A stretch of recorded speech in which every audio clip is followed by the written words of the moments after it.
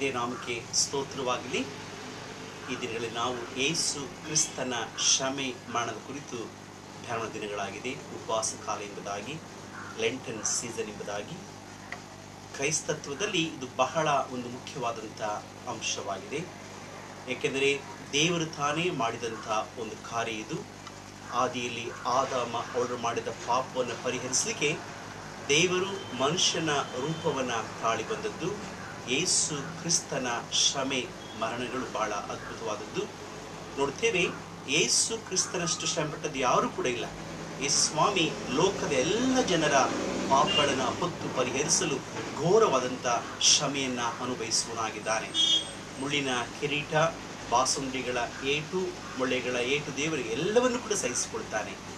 ನಿಜವಾಗಿ ಮನುಷ್ಯರು ಅನುಭವಿಸುವಂಥ ಈ ಕಷ್ಟವನ್ನು, ಶಿಕ್ಷೆಯನ್ನು ಯೇಸು ಸ್ವಾಮಿ ತನ್ನ ಮೇಲೆ ಹೊತ್ತುಕೊಂಡು ಎಂಬುದಾಗಿ ನಾವು ನೋಡ್ತೇವೆ. ಇರುವಾಗ ಈ ಕ್ಷಮಾಮರಣ ದಿನಗಳಲ್ಲಿ ನಾವು ನಮ್ಮನ್ನು ತಗ್ಗಿಸಿಕೊಂಡವರಾಗಿ ಯೇಸು ಕ್ರಿಸ್ತನ ಕುರಿತು ಧ್ಯಾನಿಸುವಂಥದ್ದು, ಪ್ರಾರ್ಥನೆ ಮಾಡುವಂಥದ್ದು, ಆರಾಧನೆ ಮಾಡುವಂಥದ್ದು ಎಷ್ಟೋ ಪ್ರಯೋಜನವಾದಂಥ ಆಶೀರ್ವಾದವಂತ ಸಂಗತಿಯಾಗಿದೆ.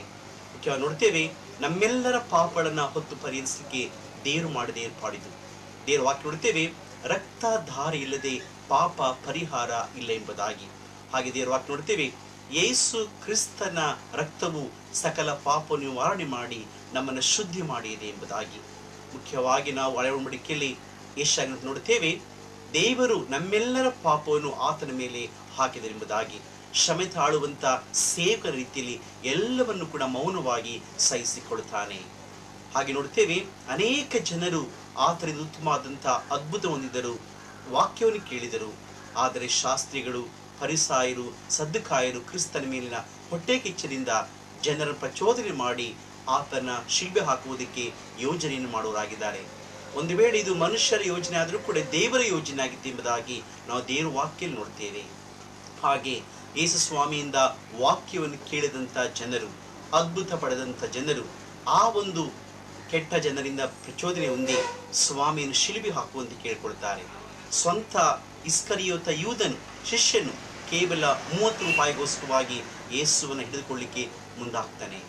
ಹಾಗೆ ನೋಡುತ್ತೇವೆ, ಪೇತ್ರನು, ಯೇಸು ಕ್ರಿಸ್ತನು ಮನುಷ್ಯ ಕುಮಾರ ಬೇಕನ್ನು ಅರಿಕೆ ಮಾಡಿದಂಥವನು ಗೊತ್ತಿಲ್ಲ ಎಂಬುದಾಗಿ 3 ಸಾರಿ ಬಂಕಿದವನಾಗಿದ್ದಾನೆ.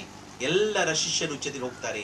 ಯೇಸು ಸ್ವಾಮಿ ಒಬ್ಬಂಟಿಗನಾಗಿ ಎಲ್ಲವನ್ನು ನಮಗೋಸ್ಕರವಾಗಿ ತಾಳಬೇಕಾಗಿತ್ತು.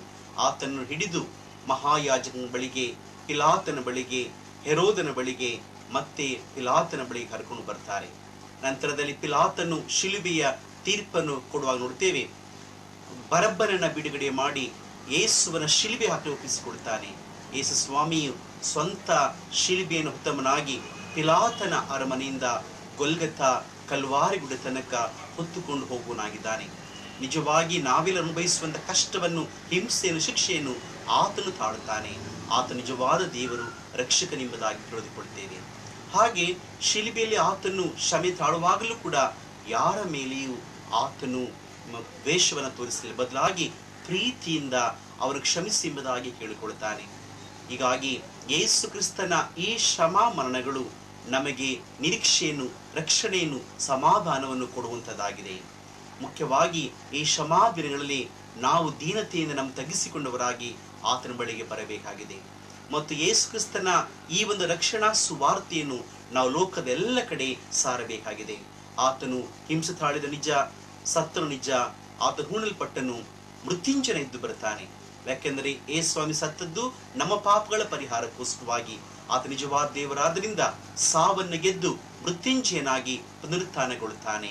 ಹೀಗಾಗಿ ಆತನ ಸಂದೇಶ, ನೀವು ಲೋಕದ ಎಲ್ಲ ಕಡೆ ಹೋಗಿ ಸುವಾರ್ತೆಯನ್ನು ಸಾರಿರಿ ಮತ್ತು ಉಪದೇಶ ಮಾಡಿರಿ, ನಾನು ಇದು ಸಮಾಪ್ತಿ ಎಲ್ಲ ದಿವಸ ನಿಮ್ಮ ಸಂಗಡ ಇದ್ದೇನೆ ಎಂಬುದಾಗಿ. ಹೀಗಾಗಿ ಯೇಸು ಕ್ರಿಸ್ತನ ಈ ಕ್ಷಮಾಮರಣಗಳ ಈ ಪುನರುತ್ಥಾನದ ಸಂದೇಶವನ್ನು, ಆತನ ಸಿಗುವಂಥ ರಕ್ಷಣೆಯನ್ನು ನಾವು ಪ್ರತಿಯೊಬ್ಬೊಬ್ಬರೂ ಕೂಡ ಆತ ನಂಬದಂತೆ ಎಲ್ಲ ವಿಶ್ವಾಸಿಗಳು, ಆತನ ಸೇವಕ ಸೇವಿಕೆಯರು ನಾವು ಲೋಕಕ್ಕೆ ಸಾರಬೇಕಾಗಿದೆ. ಯಾಕೆಂದರೆ ಆತನ ಬರುವಿಕೆ ಬಹಳ ಸಮೀಪವಾಗಿದೆ. ಆತನ ಮೊದಲನೇ ಸಾರಿ ರಕ್ಷಕನಾಗಿ, ಮೆಸ್ಸಿಯನಾಗಿ ಹುಟ್ಟಿ ಬಂದನು. 2ನೇ ಸಾರಿ ರಾಜಾದಿರಾಜನಾಗಿ, ಕರ್ತಾದಿಕರ್ತನಾಗಿ ಇಡೀ ಲೋಕಕ್ಕೆ ನ್ಯಾಯ ತೀರಿಸಲಿಕ್ಕೆ ಬರುವ ಆತನಾಗಿದ್ದಾನೆ. ಹೀಗಾಗಿ ಆತನು ಪಟ್ಟಂತ ಶ್ರಮೆ ಮರಣ ಅದು ಸಾರ್ಥಕವಾಗಬೇಕಾದರೆ ಇಡೀ ಲೋಕದ ಜನರು ಆತನನ್ನೇ ರಕ್ಷಕ ಎಂಬುದಾಗಿ ನಂಬಬೇಕು. ಆತನು ಸಿಗುವಂಥ ಕೃಪೆಗೆ ಪಾತ್ರರಾಗಬೇಕು, ನಂತರ ಆತನ ಸಿಗುವಂತ ನಿಧಿ ಜೀವಕ್ಕೆ ಸೇರಬೇಕು ಎಂಬುದೇ ಆತನ ದೊಡ್ಡ ಉದ್ದೇಶವಾಗಿದೆ. ಆದ್ದರಿಂದ ಈ ಒಂದು ಕೃಪೆಯಿಂದ ದೇವರು ಕೊಟ್ಟಂತ ಈ ವರ್ಷದಲ್ಲಿ ನಾವು ಶ್ರಮೆಯನ್ನು ಮರಣವನ್ನು ಕುರಿತು ಚಿಂತನೆ ಮಾಡುತ್ತಿರುವಾಗ ಮತ್ತೊಂದು ಆವೃತ್ತಿ ನಾವು ಒಬ್ಬೊಬ್ಬರೂ ಕೂಡ ನಾವು ಕ್ರಿಸ್ತನಿಗೆ ನಮ್ಮನ್ನು ಪ್ರತಿಷ್ಠೆ ಮಾಡಿಕೊಳ್ಳೋಣ, ಆತನ ಯಥಾರ್ಥವಾಗಿ ನಂಬೋಣ ಮತ್ತು ನಾವು ಕಂಡುಕೊಂಡಿರುವಂತ ಈ ಕ್ರಿಸ್ತನನ್ನು ಲೋಕಕ್ಕೆ ಪ್ರಚುರಪಡಿಸೋಣ. ಹಾಗೆ ಲೋಕದ ಎಲ್ಲಾ ಕಡೆಗಳಲ್ಲಿಯೂ ಎಲ್ಲಾ ಸಭೆಗಳಲ್ಲಿಯೂ ಕೂಡ ಪ್ರತಿನಿತ್ಯವೂ ಕೂಡ ಕ್ಷಮಾದಿನಗಳ ಧ್ಯಾನಗಳು ನಡೀತಿರುವಾಗ ಸಾರುವಂತ ವಾಕ್ಯ ವ್ಯರ್ಥವಾಗಿ ಹೋಗಿದೆ.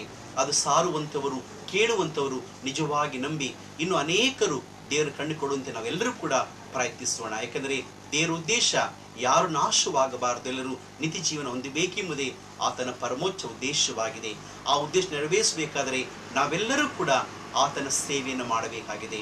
ಹೀಗಾಗಿ ಕ್ರಿಸ್ತನ ರಾಜ್ಯ ಕಟ್ಟೋಣದಲ್ಲಿ ನಾವೆಲ್ಲರೂ ಕೂಡ ಸಾಧನವಾಗಿ ಉಪಯೋಗಿಸಿಕೊಳ್ಳೋಣ.